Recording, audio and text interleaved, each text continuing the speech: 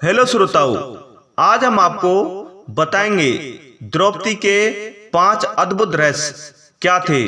अगर दोस्तों आपने हमारे इस अद्भुत भक्ति ज्ञान चैनल को सब्सक्राइब नहीं किया है तो कृपया करके सब्सक्राइब कर दें और उसके पास एक छोटा सा बेल आइकन बटन होगा, उसको भी प्रेस कर दें, जिससे हमारी आने वाली वीडियो का नोटिफिकेशन सबसे पहले आप लोगों तक पहुंच सके। तो श्रोताओं, चलते हैं सीधे अपनी वीडियोज पर। द्रौपदी कौन थी? उनका जन्म कैसे हुआ? द्रौपदी पांचाल देश के राजा द्रुपद की कन्या थी। द्रौपदी एक दिव्य कन्या थी जिसका जन्म अग्निकुंड से हुआ था। द्रौपदी एक युवा कन्या के रूप में अग्नि देवी से प्रकट हुई थी। राजा द्रुपद ने द्रौपदी को कुरु वंश के नाग के लिए उत्पन्न कराया था। राजा द्रुपद द्रोणाचार्य को आश्रय देने वाले कुरु वंश से बदला लेना चाहते थे।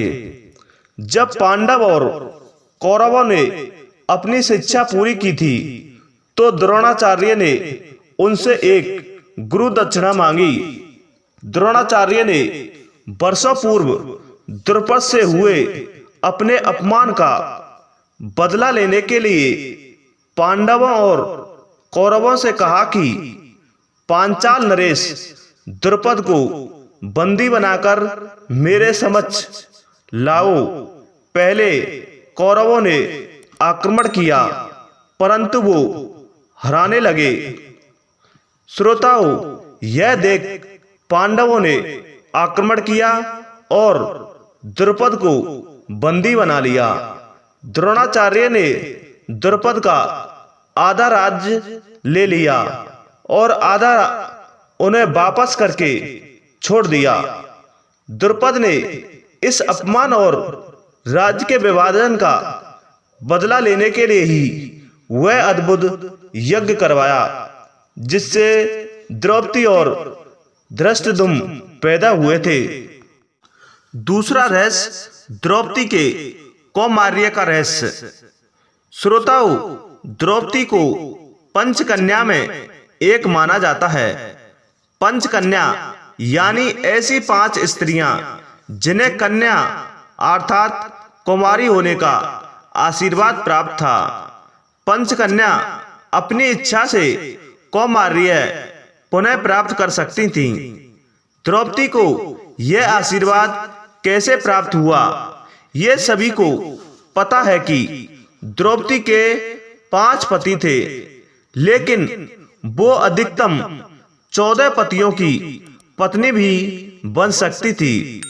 द्रौपदी के 5 पति होना नियति ने काफी समय पूर्व ही निर्धारित कर दिया था। इसका कारण द्रौपदी के पुनर्जन्म में छिपा था, जिसे भगवान श्री कृष्ण ने सबको बताया था। पुनर्जन्म में द्रौपदी राजा नल और उनकी पत्नी दमयंती की पुत्री थी। उस जन्म में द्रौपदी का नाम नलिनी था।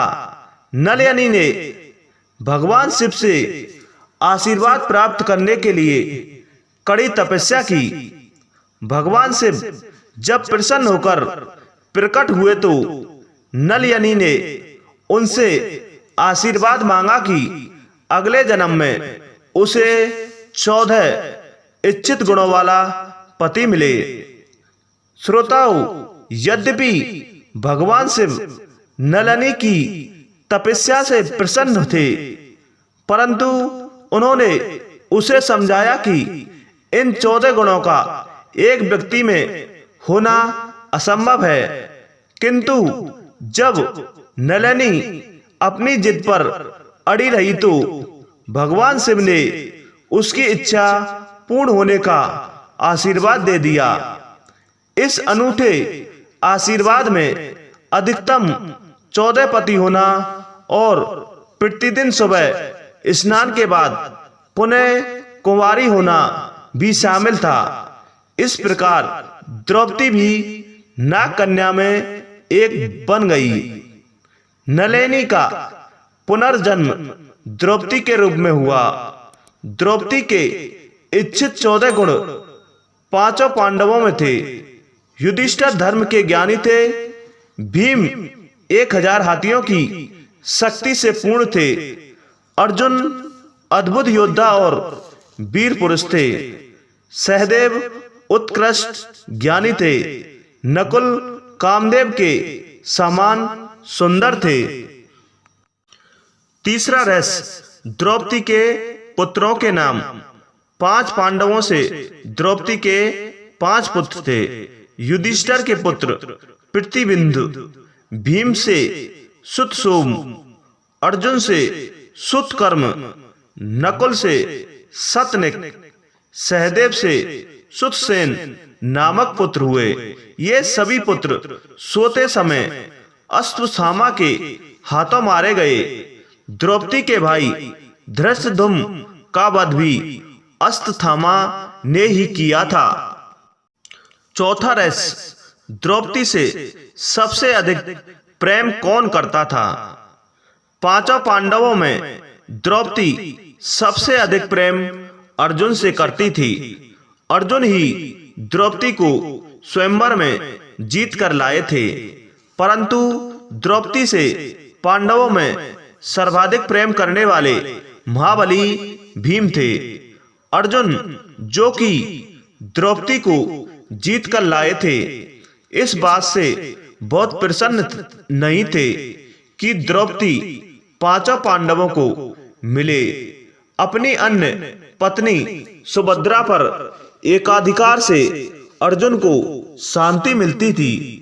इस बात से द्रौपदी को कष्ट होता था कि अर्जुन अपनी अन्य पत्नी सुभद्रा, उलूपी, चित्रगंधा से प्रेम व्यवहार में व्यस्त रहते थे। युधिष्ठिर और द्रौपदी का संबंध धर्म से था। नकुल, सहदेव सबसे छोटे थे, अतः उन्हें बाकी भाइयों का अनुसरण करना होता था। इन सबके बीच भीम ऐसे व्यक्ति थे जो कि द्रौपदी से बहुत प्रेम करते थे, जिसे उन्होंने कई प्रकार से प्रदर्शित किया था। भीम ने कुबेर के अद्भुत उद्यान से द्रौपदी के लिए दिव्य सुगंध वाले पुष्प लाए थे। भीम ने मस्त वंश के राजा कीचक का वध किया था, क्योंकि उनसे द्रौपदी के साथ दुर्व्यवहार किया था। वनवास के दौरान घने जंगल में भीम द्रौपदी को अपने भुजाओं में उठाकर चलते थे, जिससे उसे चलने में कष्ट न हो।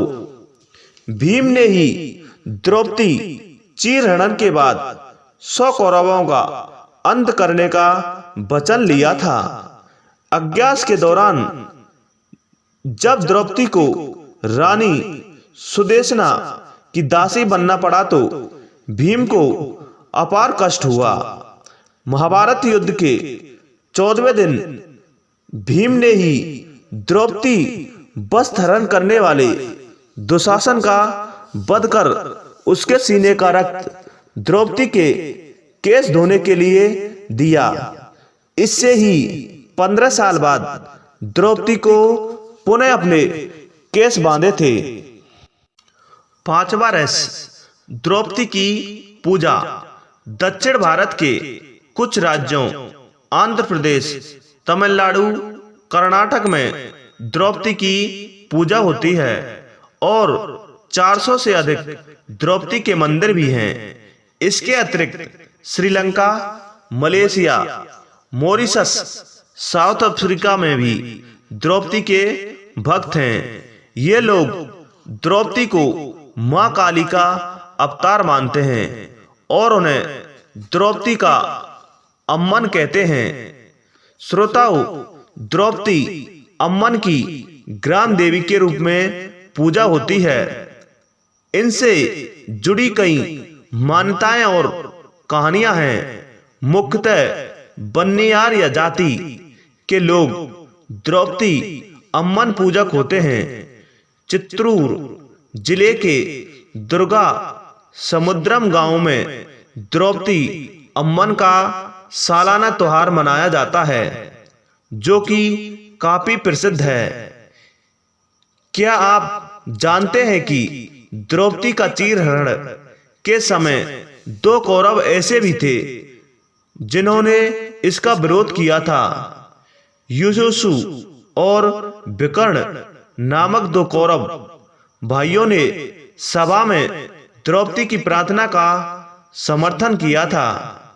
युयुत्सु सबसे बुद्धिमान कौरव माने जाते थे। वे मन ही मन पांडवों और से प्रभावित थे, इसलिए बाद में महाभारत युद्ध के समय उन्होंने कौरवों का साथ छोड़कर पांडवों की तरफ से युद्ध किया था। कृपया द्रौपदी कहानी पर शेयर जरूर करें, और अगर आपने हमारे इस चैनल को सब्सक्राइब नहीं किया है तो कृपया करके सब्सक्राइब कर दें। और अगर आप हमारे चैनल पर नए हैं तो हमारे चैनल पर बने रहें।